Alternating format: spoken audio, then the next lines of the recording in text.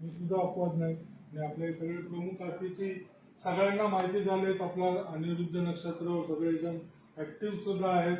अजिंक्य sir आहेत, मामुनी sir तर आहेतच, पाठकजी, सतीश सरांना कोण ओळखत नाही. तर या सगळ्यांचं सर्वात पहिलं स्वागत. आणि अनिरुद्ध नक्षत्र ज्योतिष संस्था यासाठीच प्रसिद्ध आहे की नवा असू दे जुना असू दे त्यांना प्लॅटफॉर्म उपलब्ध करून देणं आणि त्यांचं मनोधैर्य किंवा ज्योतिषाची आवड वाढवणं हा त्याचा उद्देश आहे. आता त्याचबरोबर समीक्षाताई तुम्हाला माहिती आहे की त्यांच्याकडे बघून मला नेपच्यून जास्तच आवडायला लागलाय. कारण आकस्मिकपणा किंवा जो काही उत्स्फूर्तपणा त्यांच्याकडे असाच महिना दीड महिन्यापूर्वी मला फोन आला की विषय सांग तू काय बोलणार आहेस. विचार तर करू दे. अचानक काय विषय काय सांग बोलायचा एवढा काय नाही ठरलं तू जुळ्या मुलांच्या कुंडलीवर बोलू. अहो म्हटलं तर आजपर्यंत मला ते वाचायला परत वेळ मिळाला नाही गोष्ट घे. त्याच दुसरं उदाहरण आता 5 मिनिटापूर्वी दिले. तो गोचरीवर बोलून टाकणार का वाटत काय. तर म्हटलं ठीक आहे बोलतो मी काय बोलायचं ते. तर कसं आहे दोन्ही विषय असे आहेत की जुळ्या मुलांचा विषय सगळ्यांनाच उत्सुकता असते. म्हणजे जुळी मुलं जरी बघितली तरी तो कौतुकाचा विषय होता. पण ज्योतिषाच्या बाबतीत इव्हन कृष्णमूर्ती सरांनी पद्धत जी कृष्णमूर्ती सुरू झाली तीच जुळ्या मुलांची कुंडली कशी बघायची किंवा त्यात डिफरन्शिएट कसं करायचं. कारण आपण एखादी कुंडली मांडतो की आपण चंद्ररास बघतो ती तर 2.25 दिवस आहे. सूक्ष्मात जाण्यासाठी लग्न कुंडली बघतो की जे लग्न स्थान 2 तास असतं. म्हणजे एक कुंडली साधारणतः लग्न कुंडली 2 तास आपल्याला दिसणार. मग जुळ्या मुलांच्या जन्मामध्ये फार फरक 2 ते 6-10 मिनिटाचा फरक. त्याच्या पलीकडे फरक तुम्हाला दिसणार नाही. मग हे फलादेश करायचा कसा किंवा त्यांना वेगळं कसं बघायचं. तर बरेच जण पटकन सांगतात गुगल वगैरे आपल्याला बरीच उत्तरं देतो. षष्ठांश कुंडली मांडा, तिसरा भाव बघा भावंडाचा आहे सगळं बरोबर. पण डायरेक्ट अशी जंप घेऊ नका. प्रत्येक गोष्ट कारण ही जेवढी सोपी वाटते तेवढी सेन्सिटिव्ह गोष्ट आहे. कारण 2 व्यक्तिमत्व ती कधी कधी जुळी मुलं एक मुलगा असतो एक मुलगी असते. कदाचित दोन्ही मुलं असू शकतात. कदाचित 90% त्यांच्या चेहऱ्या मोहऱ्यात इव्हन कपडे लागते सुद्धा 90% साम्य दिसतं. पण स्वभावात भिन्नता असते. चेहरा सुद्धा आता पालकांनाच फक्त कळतं की अरे यांच्यात कोण धाकटा आणि कोण ज्येष्ठ आहे. किंवा काही वेळा अशी स्थिती पण येते की ते दोघं जुळे असले तरी त्यांच्यात साम्य नावाचा प्रकारच नसतो. मग या गोष्टी एकाच लग्न कुंडलीवरून बघायच्या कशा. तर त्याच्यासाठी पहिल्यापासून म्हणजे आपण म्हणतो की सुरुवातीपासून शून्यापासून सुरुवात करा. म्हणजे काय करा तर सर्वात प्रथम लग्न कुंडली आपण गृहीत धरतो की ती एकच येणार आहे. पण पहिला तिथंच बघू की लग्नाचा भावारंभ कुठे. जर एकाचा जन्म 6:10 लग्न बदलणार आहे आणि एकाचा 6:08 जन्म झाला आणि दुसऱ्याचा 6:11 झालाय तर तिथं लग्नस्थान जर बदललं तर सगळ्या प्लेसेसचे जे त्याच्या राशी आहेत त्या सगळ्या बदलणार आहे. त्याचा फलादेश पूर्ण बदलतो. ही पहिली पाहिजे.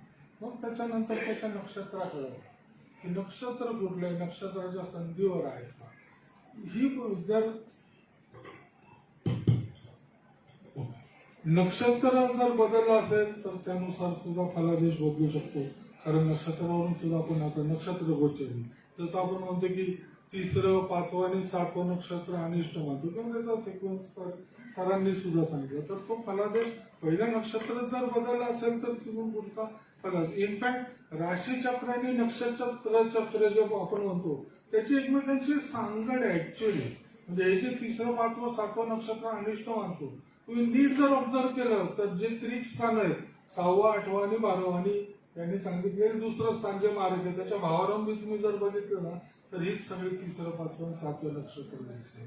तुम्ही राशी चक्राप्रमाणे गेला काय आणि नक्षत्र चक्राप्रमाणे गेल्या दोन्हीचा निष्कर्ष तोच आहे. मग त्याच्यानंतर नवमांशाकडे कारण 3 अंश 20 कलेचा भाग किंवा चरण ज्याला म्हणतो ते जर चरणाक्षर तुम्हाला वेगळं मिळतं किंवा चरण वेगळं मिळतंय तर तिथं तुम्हाला डिफरन्शिएट करू शकतो. शॉर्टकट एक आहे की जो 3रं बरेच जण की आपण पारंपरिक मध्ये 3रा भाव धाकटा भावंड दाखवतो. मग त्याप्रमाणे आपण बघू शकतो किंवा वडिलांपासून मोजलं तर लग्नस्थान कृष्णमूर्ती पद्धतीत 9वं स्थान वडिलांचं मानतात. तिथून पहिली संतती म्हणजे लग्नस्थान दिसतं आणि दुसरी संतती म्हणजे तिथून बघितलं तर 3रं स्थान येतं 9व्याचं 7वं.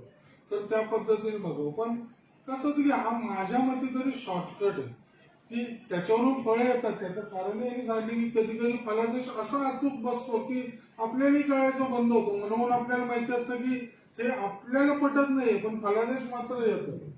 कारण कृष्णमूर्ती पद्धतीचा उगम जो झालाय तो सूक्ष्मात जाण्यासाठी झालाय. लग्नस्थानं 2 उड्या मारून पलीकडे जाण्यासाठी झालेलं नाहीये. तर मग तिथं काय डिव्हिजन आहे, जसं चरण बघितल्यानंतर मग सब लॉर्ड ज्याला म्हणतो आपण, जसं 3 अंश 20 कलेचा चरण आहे नवमांश, तसं 1 ते 2 अंशाचा तुम्हाला सब लॉर्ड मिळेल. सब लॉर्ड परत पोस्टर फेरी किंवा उपनक्षत्र स्वामीचा नक्षत्र स्वामी सुद्धा चेक करू शकता, किंवा फर्दर डिव्हिजन ज्याला म्हणतो आपण की सब लॉर्ड म्हणजे उपनक्षत्र, त्या पद्धतीने तुम्हाला वेगळा ग्रह तिथे मिळू शकतो. त्या ग्रहावर फोकस करा. नुसतं नक्षत्र स्वामी नाही, कुठल्या स्थानात आहे, त्या स्वामीवर कोणती दृष्टी पडते का, कुणाच्या युतीत आहेत का, या सगळ्या गोष्टी डिफरन्शिएट करू शकतात. आणि त्यातनं मला या सगळ्यातनं वाटतं की कृष्णमूर्तींनी त्यांच्या ग्रंथात एक छोटंसं वाक्य लिहिलंय की भावारंभा जवळच्या ग्रहाकडे लक्ष द्या. म्हणजे आपण सब लॉर्ड म्हणतो, आपल्याला माहिती 2 ते 4 मिनिटाचा डिफरन्स आहे. मग एखादा उपनक्षत्र त्यांनी एक उदाहरण दिलं की गुरुचा सब किंवा सब आलाय तर तो कदाचित डॉक्टर होऊ शकतो, वेटरनरी सर्जन होऊ शकतो किंवा प्रोफेसर होऊ शकतो.